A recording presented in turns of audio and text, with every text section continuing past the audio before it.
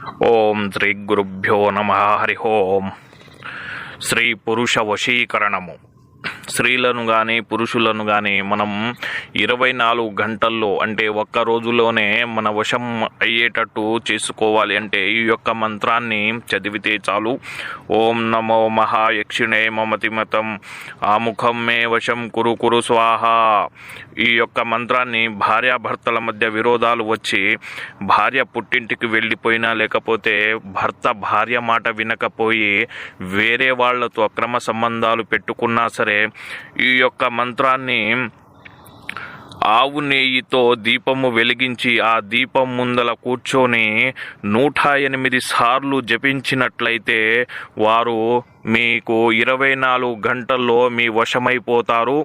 దీనిలో ఎలాంటి సందేహము లేదు.